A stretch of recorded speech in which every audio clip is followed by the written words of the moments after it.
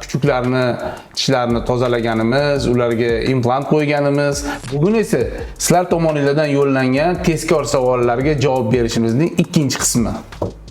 Tish yuvish qoidalari bormi? Albatta, tish yuvishni juda ko'p qoidalari mavjud. Eng asosiysi tish yuvishni to'g'ri amalga oshirish va tish yuvish davomiyligi 3-5 daqiqadan kam bo'lmasligi kerak. Tish bo'linmasi ostida ham karies paydo bo'lishi mumkinmi? Ha, albatta, karies jarayoni paydo bo'lishi mumkin. Buni ikkilamchi karies deb nomlanadi. Buning asosiy sababchilaridan bittasi plomba xomashyolarni noto'g'ri qo'yish hisoblanadi. Qaysi hayvonlarning tishlari hech qachon zararlanmaydi? Bu savol juda ham qiziq.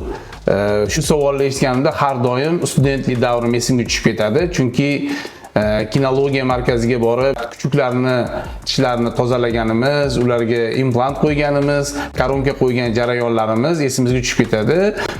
Bu jarayonlarni ustozlarimiz bilan birgalikda amalga oshirganmiz. Bular haqida keyingi videolarda to'liq batafsil ma'lumot beraman.